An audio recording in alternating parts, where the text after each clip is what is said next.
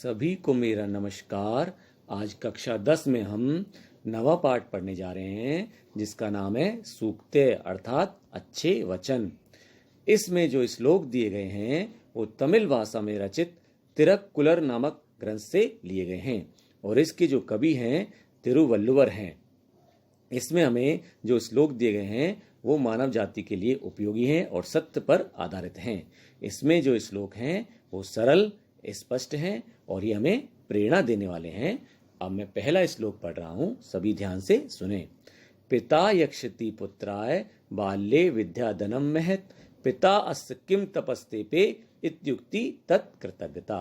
अर्थात मैं पढ़ रहा हूं, पिता पुत्राय बाल्ये महत विद्याधनम यक्षति, यानी पिता पुत्र के लिए बाल्य माने बचपन से ही, महत माने महान, विद्याधनम यक्षति विद्यादि रूपी धन यक्षति माने देते हैं।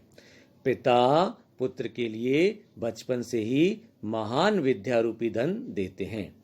पिता अस्य किम तपस्ते पे, पिताजी ने इस विद्याधन के लिए कितनी तपस्या की होगी। इत्युक्ति अर्थात पुत्र का ऐसा कहना ही, तत्कृतज्ञता उनके प्रति आभार प्रकट करना है। एक बार और सुने। पिता पुत्र के लिए बचपन से ही महान विद्या रूपी धन देते हैं। पिताजी ने इसके लिए कितनी तपस्या की होगी, पुत्र का ऐसा कहना ही उनके प्रति आभार प्रकट करना है। भावार्थ यह है कि पिता पुत्र के लिए विद्या दिलवाते हैं। अगर पुत्र इतना कह दे कि मेरे पिताजी ने मुझे विद्या दिलवाने के लिए कितने कष्ट से हैं, कितनी मेहनत की है, तो उनके प्रति एक प्रकार से यह आभार प्रकट करना है। दूसरा श्लोक, अवक्रता यथा चित्ते तथा वाची भवेत यदि तदेव आहु महात्माने समत्वम इति तथ्यते।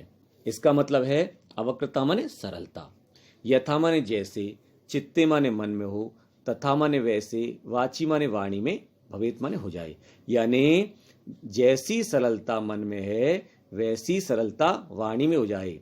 तदेव आहु महात्मा ने समत्वम इति कथ्यते, यानी तदेव माने उसी को, महात्मा ने माने महान लोग, तथ्यते माने वास्तविक रूप से, समत्वम इति आहु समानता कहते हैं, यानी उसी को ही महान लोग वास्तविक रूप से समानता कहते हैं। दोबारा सुने। जैसी सरलता मन में है वैसी ही यदि वाणी में हो जाए तो उसे ही महान लोग वास्तविक रूप से समानता कहते हैं। यानी भावार्थ यह हुआ कि जैसा भाव हमारे मन के अंदर हैं वैसे ही हमारे अच्छे भाव वाणी में हो जाएं, तभी वो हमारे समानता कहलाएगी, या महान लोग उसी को समान कहेंगे कि वो जो अंदर से भी एक जैसा है और बाहर से भी एक जैसा है। अगला श्लोक है, त्यक्त्वा धर्म प्रदाम वाचम परुषाम यो अभ्युद्रेत परित्यज्य फलम पक्वम भुंक्ते अपक्वम विमूर्ति।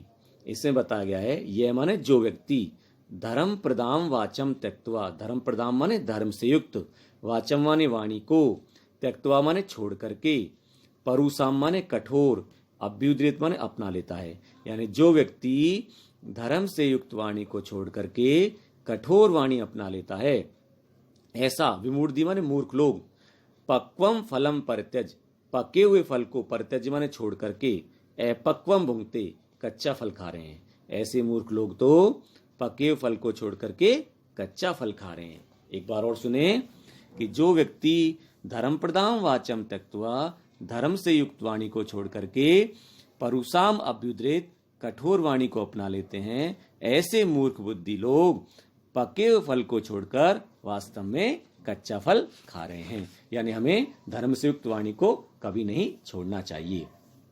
अगला श्लोक है, विद्वांसे एव लोके अस्मिन् चक्षुष्मन्ते प्रकीर्तिता अन्येषां वदने ये तुते चक्षु नामनी मते।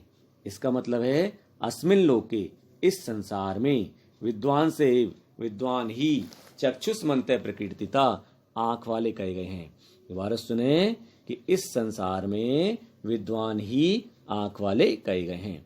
अन्येषां वदने ये तुते, और दूसरे के मुख पर तो, वदने माने मुख पर तो, ये तू ते चक्षु, ये जो आंखें हैं, नामनी मते, नाम मात्र की हैं। एक बार और सुने, इस संसार में विद्वान ही वास्तव में आंख वाले प्रकृति माने कहे गए हैं, और दूसरे के मुख पर जो आंखें हैं वो नाम मात्र की हैं। भावार्थ यह हुआ कि विद्वान के जो आंखें हैं, यानी विद्वान प्रत्येक वस्तु के पहलू को दोनों पक्षों से देखता है, पक्ष और विपक्ष से बहुत गहराई से देखता है, इसलिए वो वास्तव में उसकी आंखें मानी गई हैं। लेकिन और जो व्यक्तियों के मुख पर जो आंखें हैं वो प्रत्येक वस्तु के प्रत्येक पहलू पर नहीं देखता, सभी वस्तुओं को गहराई से नहीं देखता, इसलिए उसकी आंखें केवल नाम मात्र की मानी गई हैं।